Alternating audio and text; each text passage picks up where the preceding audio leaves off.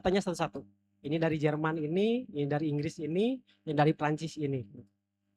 Ketika udah selesai, baru beliau kesimpulan. Meskipun kesimpulannya penuh tanda tanya gitu. Ini apa maksudnya? Kalau kita pembaca awal. Tapi justru itu menjadi satu kajian lanjutan biasanya buat teman-teman yang perlu data lebih lanjut tentang satu tulisan. Ustadz Syam sangat direkomendasikan. Gitu. Udah itu aja.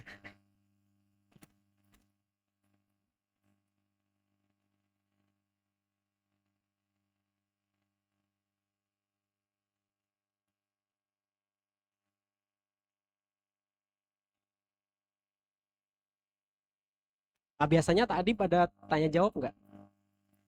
Ada ya? Kita coba tanya tentang Yusuf Makas.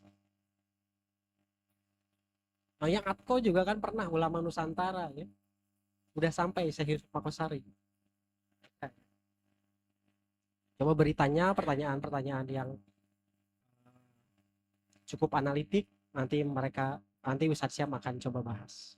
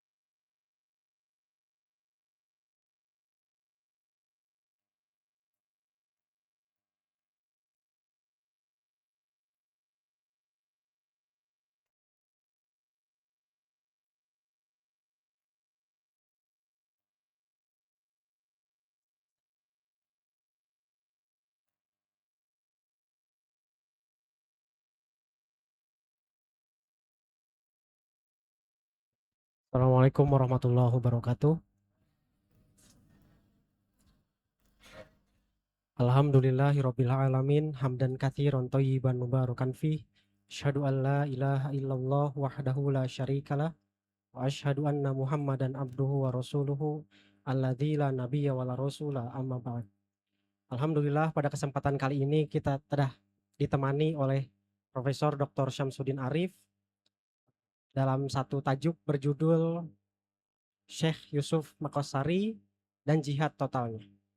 Tema ini merupakan tema takdib yang akan dibawakan oleh Profesor Syam dan akan membawakan sebuah PowerPoint. Meskipun agak ada ini ya.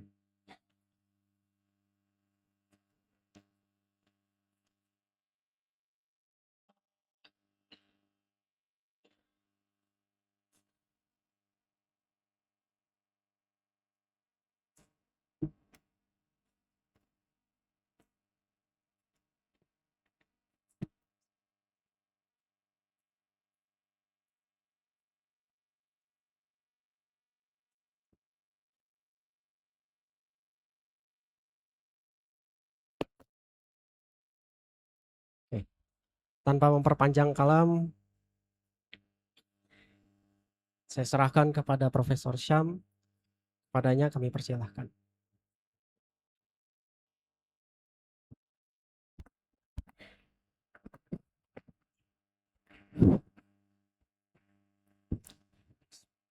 Assalamualaikum warahmatullahi wabarakatuh.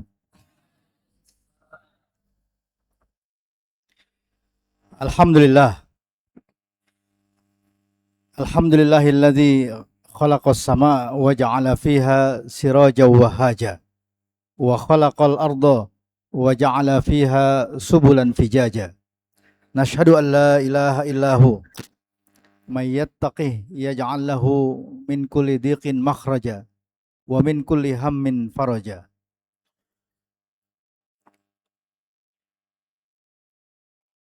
Wa nashhadu anna Muhammadan abduhu wa rasuluhu al-mab'utsu bil Qur'an wa lam yaj'al lahu 'iwaja.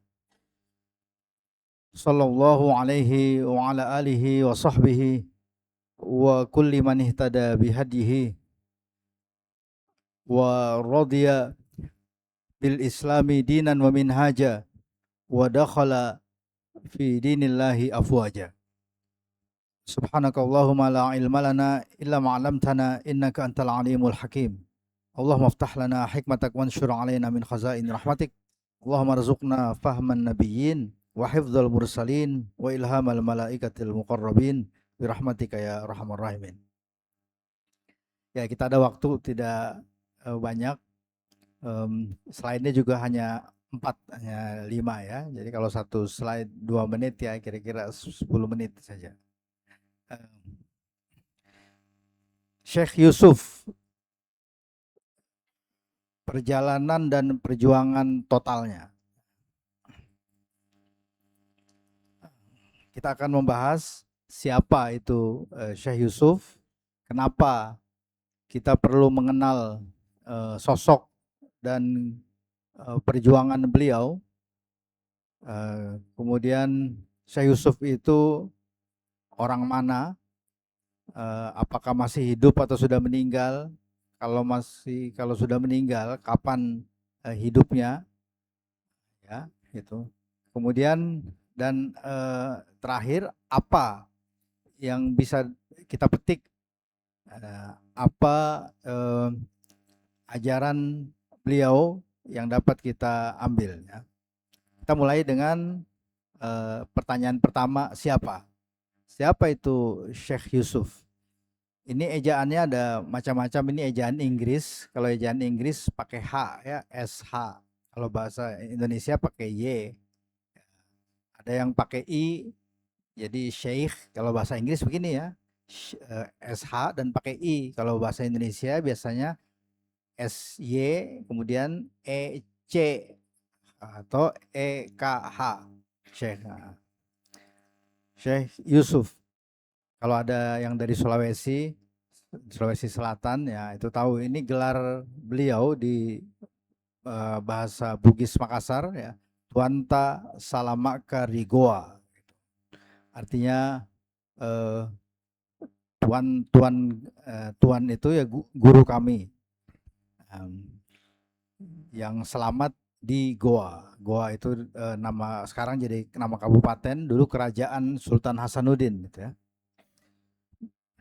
Di dalam kitab-kitabnya beliau menulis gelar ini gelar kehormatan At-Taj Al-Khalwati.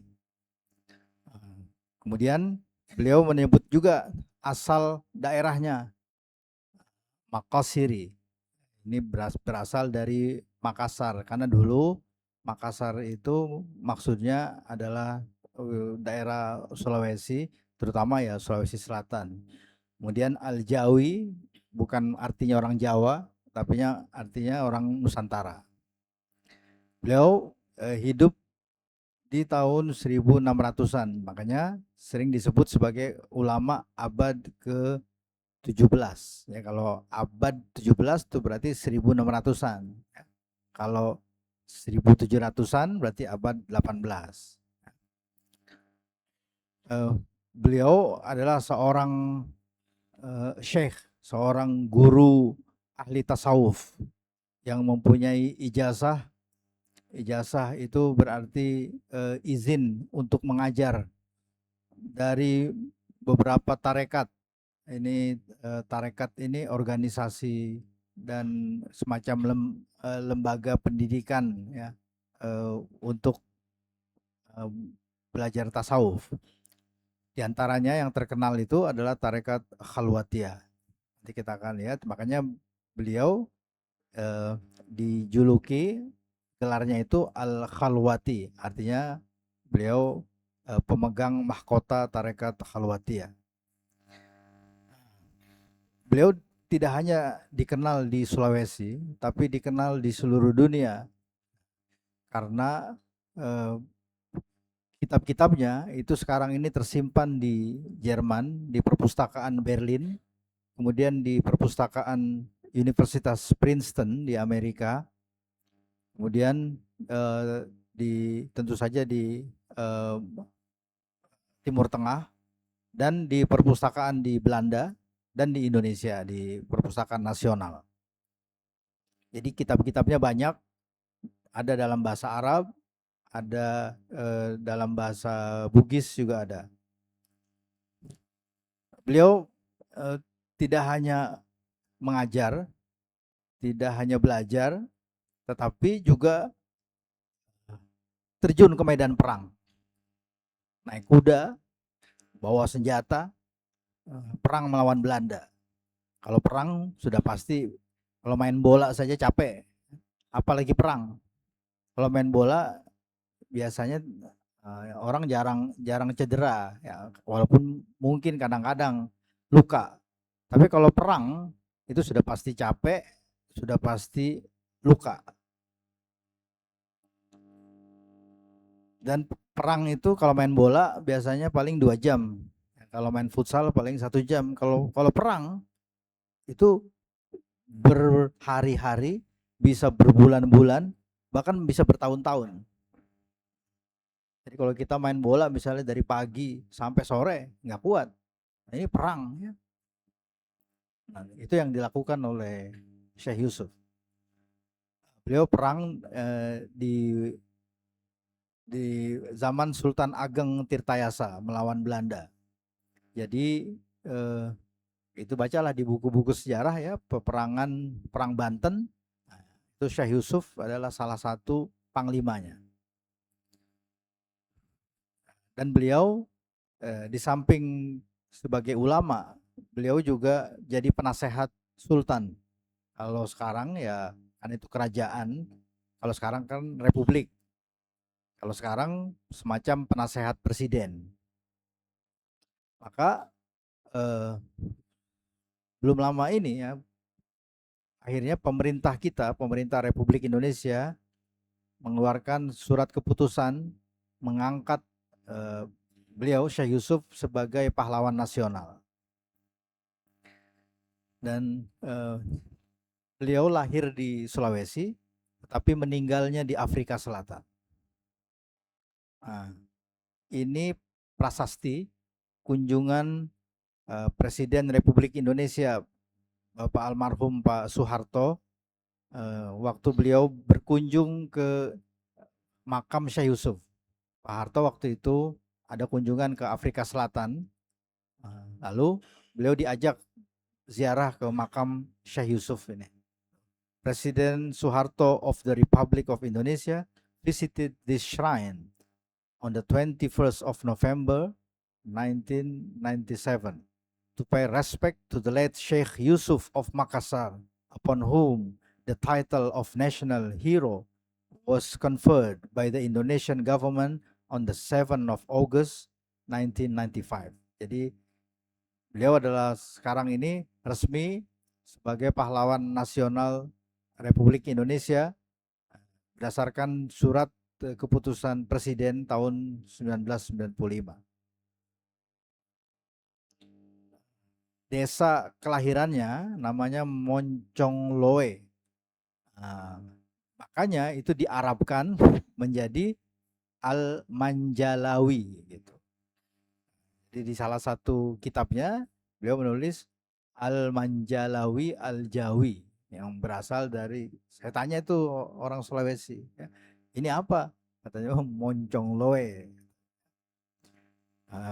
Beliau lahir tahun, nah itu yang tahun yang di depan itu tahun Hijriahnya 1035 Hijriah. Sekarang kan tahun 1447. Nah, ya kan? 1400. Berarti Syekh Yusuf itu 400 tahun yang lalu. Kan sekarang tahun 2026. Nah, berarti nih tahun depan itu adalah peringatan 400 tahun Syekh Yusuf. Nah, tahun depan ini 400 tahun lahirnya Syekh Yusuf Al-Makassari. Pada tahun 1644 di usia 18 tahun, beliau berangkat ke Mekah untuk menunaikan ibadah haji. Dan kemudian belajar di sana. Selesai haji, beliau tinggal mukim. Belajar kepada banyak guru, para syekh di Mekah, di Madinah, sampai ke Damaskus dan sampai ke Turki juga. Beliau menyebutnya negeri Rum. Kira-kira hampir 20 tahun. Di sekitar usia 40 tahun baru kembali ke Indonesia.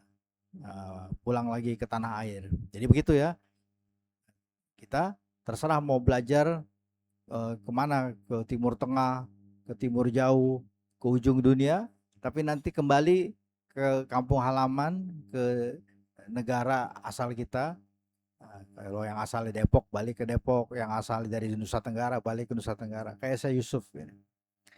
Nah, kemudian beliau menjadi penasehat Sultan Banten, ikut berperang melawan Belanda, jadi panglima perang, sampai ditangkap tahun 1683. Ditangkapnya itu karena beliau menyerahkan diri sebenarnya, sebab salah seorang putrinya itu ditangkap oleh Belanda. Kemudian Belanda mengutus orang memberitahu Syekh Yusuf, ini anak perempuan Anda sudah kami tangkap.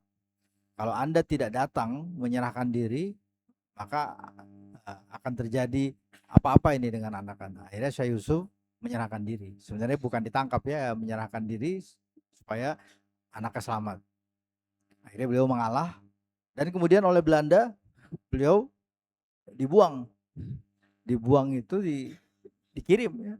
Dikirim dan tidak boleh balik lagi. Dikirim pertama ke Sri Lanka. Sri Lanka itu kalau kita naik pesawat dari sini ke Sri Lanka itu sekitar 5 jam, 5 atau 4 jam gitu ya. Sri Lanka. Kemudian dari Sri Lanka kira-kira 9 tahun kemudian beliau dibuang lagi, lebih jauh lagi ke Afrika Selatan. Dan akhirnya beliau meninggal di Afrika Selatan. Nah, ini asalnya tuh. Asalnya dari Sulawesi. Tapi sebenarnya tidak lewat Samudra India, kalau lewat bawah itu mungkin tidak selamat karena ombaknya sangat besar, tapi ke atas dulu ke Sri Lanka itu ya, nggak cukup ya.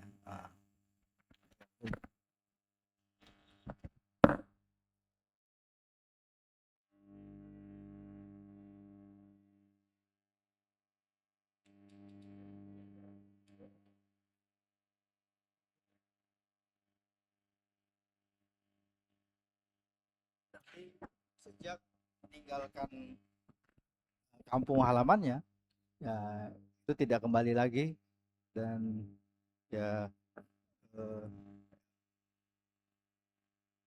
makam Syekh Yusuf karena itu ada di Afrika Selatan.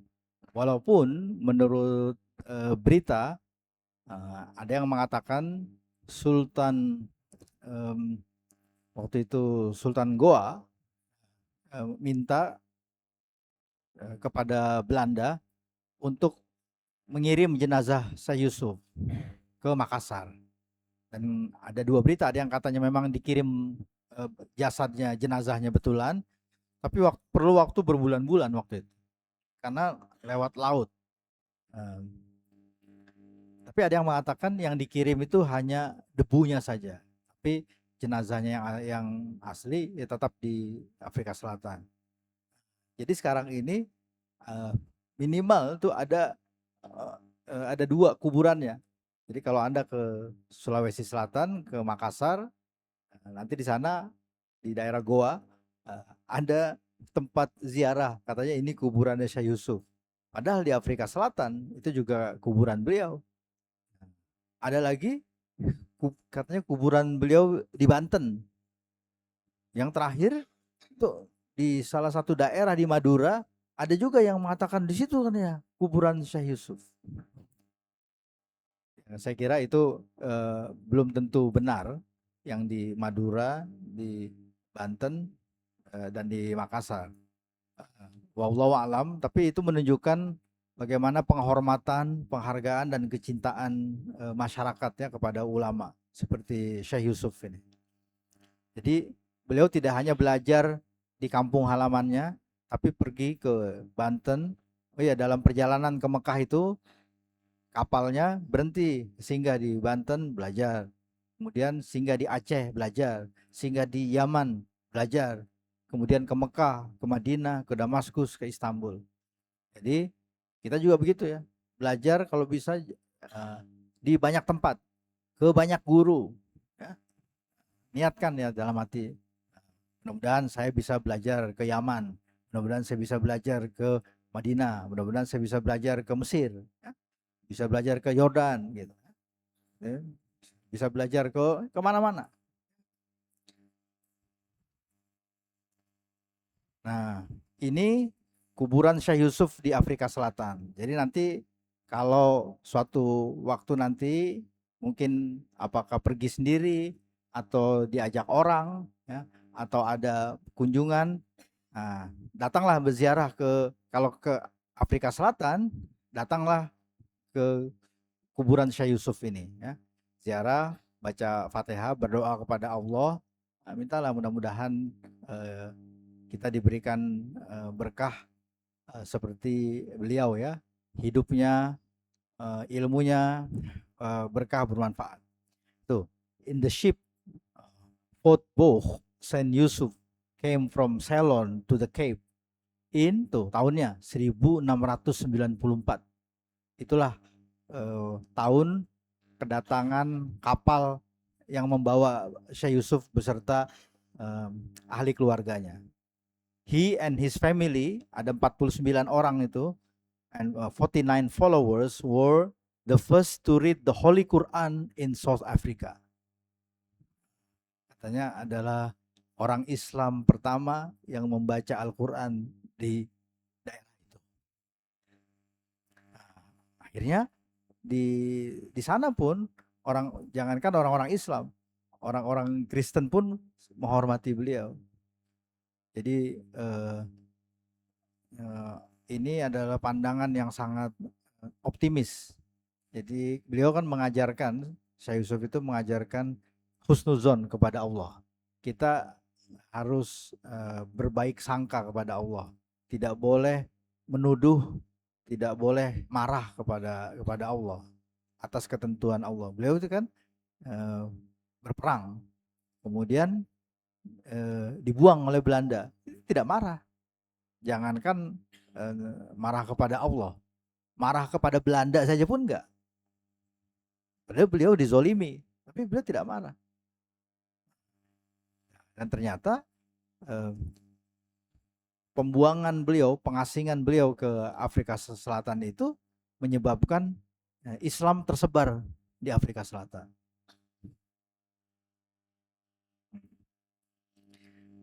Jadi kenapa Syekh Yusuf ini penting?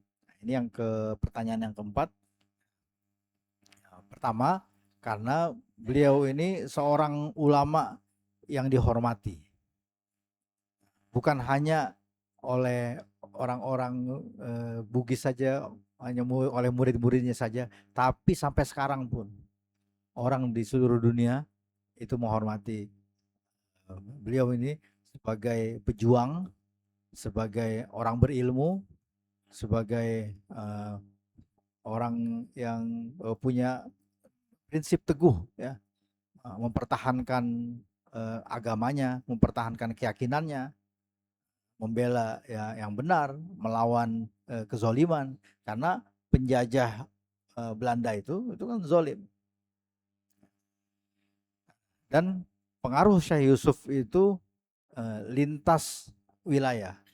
Jadi beliau tidak hanya berpengaruh di Sulawesi Selatan, di mana beliau berada, di situ masyarakat mengambil manfaat, sehingga Belanda itu ketakutan.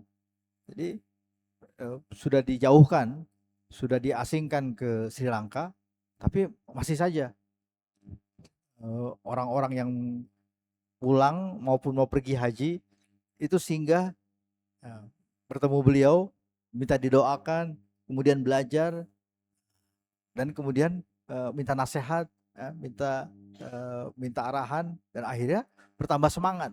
Itu yang dikhawatirkan oleh Belanda.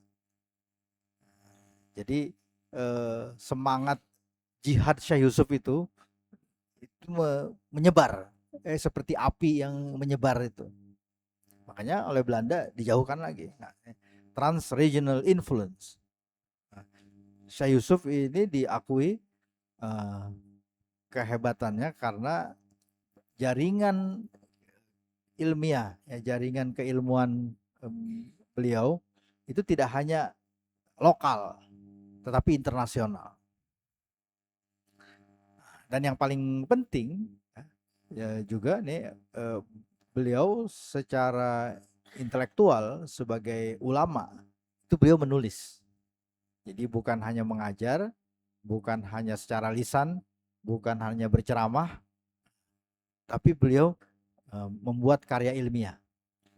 Itu tadi yang saya sebutkan. Dan kitab-kitab Syekh Yusuf itu masih dipelajari, masih dibaca, masih diteliti. Bahkan para orientalis itu juga meneliti itu. Ada namanya Profesor Nicholas Here. Tulisannya Nicholas, ya biasa lah, Nicholas pakai C H ya, Nicholas, kemudian Here itu H E E R, Indonesia ya, jadi hair gitu, Nicholas Here. Ya kalau here di sini itu kan here, nah, ini hair gitu lah, nya dua, Nicholas. Ini kalau nyari di Google gitu ya, Nicholas Here, Syekh Yusuf. Nah, itu diantara. Kemudian ada profesor dari Australia, Michael Lavan, itu juga. Jadi banyak yang melihat figur Syekh Yusuf ini figur yang bukan main-main, bukan kaleng-kaleng, dan bukan ulama biasa. Nah, beliau menggabungkan antara tasawuf, kemudian intelektualisme, jadi keilmuan, dan aktivisme, aktif di politik. Biasanya kan orang kalau belajar tasawuf ya udahlah zikir aja. Jadi tidak mau berpolitik. Bahkan biasanya golput. Jadi, eh, diajak nyoblos pemilu pun nggak mau biasanya itu misalnya. Nah, kalau ini tidak. Jadi kita harus mencontoh Syekh Yusuf ini. Beliau ini teladan seorang muslim yang teguh, yang sabar, istiqomah, tapi juga brilian. Jadi hatinya bersih, ridho kepada ketentuan Allah, senantiasa bersangka baik, tapi tidak pernah diam juga, tidak pernah diam. Anggota badannya senantiasa giat melakukan sesuatu, berbuat sesuatu supaya bermanfaat, tapi juga akalnya senantiasa aktif. Dan beliau berpolitik, makanya beliau tidak hanya itu ya, bergabung, kemudian mungkin ada sebagian orang yang dekat dengan pemerintah, tapi mungkin tujuannya untuk mendapatkan keuntungan pribadi. Kalau beliau tidak, beliau memang memberikan nasihat, memberikan arahan, dan itu untuk tujuan agama. Jadi bayangkan ini 400 tahun yang lalu, bukan 4 tahun yang lalu, 400 tahun yang lalu. Naik kapal dari Sulawesi, dari Makassar ke Banten, dari Banten ke Aceh, dari Aceh ke Yaman, dari Yaman ke Jeddah, baru ke Mekah, ke Madinah, ke Syria, Damaskus. Habis itu ke Turki, ke Istanbul. Baru kembali lagi ke Indonesia 400 tahun yang lalu. Belum ada Soekarno, belum ada Soeharto. Ya, tahun 1600. Dan meninggal di tahun 1699 di ujung abad ke-17.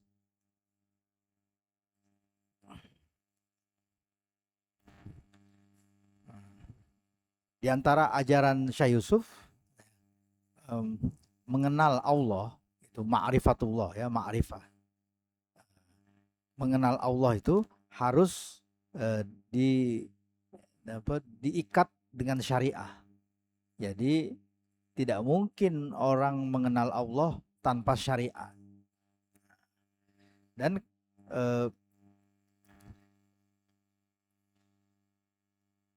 untuk mengenal Allah, di samping mengikuti syariat itu harus, menurut beliau ya, harus mengikuti rutenya, mengikuti jalannya.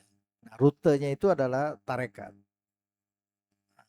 Dan tarekat yang beliau ajarkan itu adalah zikir, senantiasa mengingat Allah.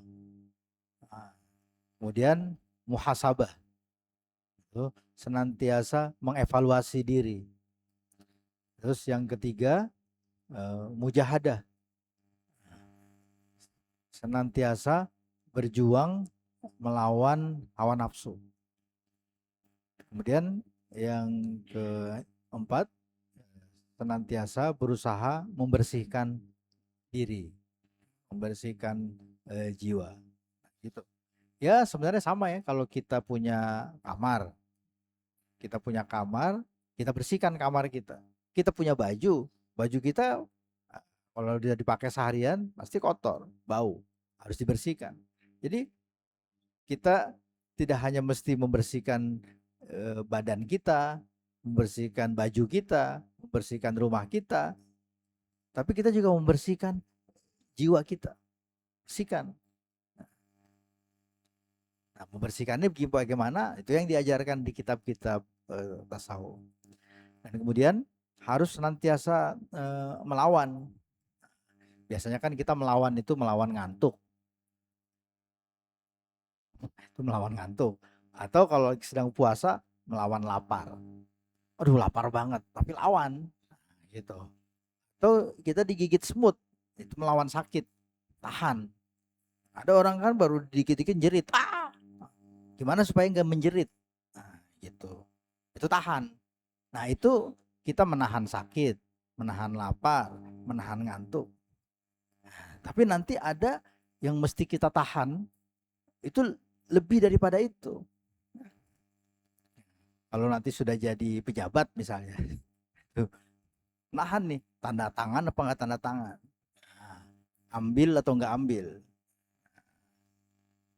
Kalau nggak diambil, miskin misalnya.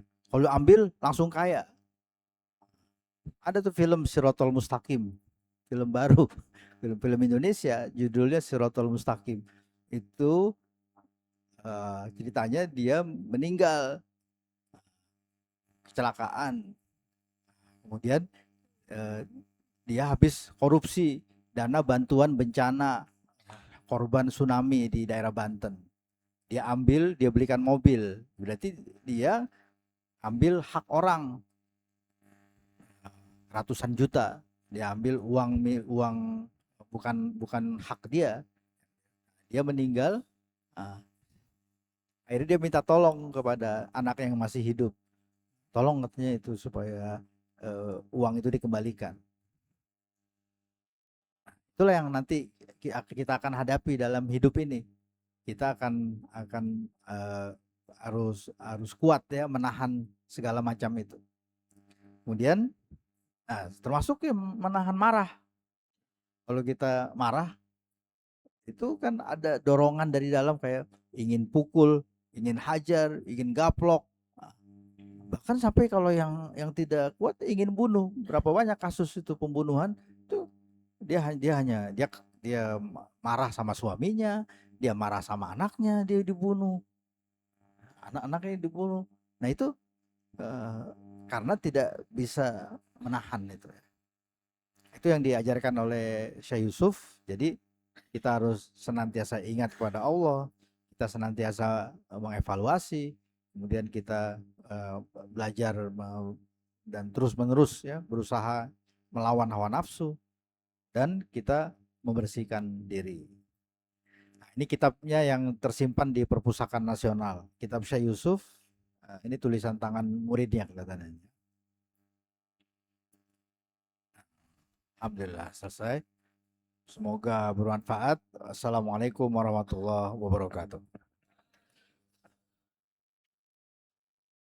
Terima kasih Profesor Syam atas kesempatannya, meskipun singkat, namun tetap ada celah-celah pertanyaan.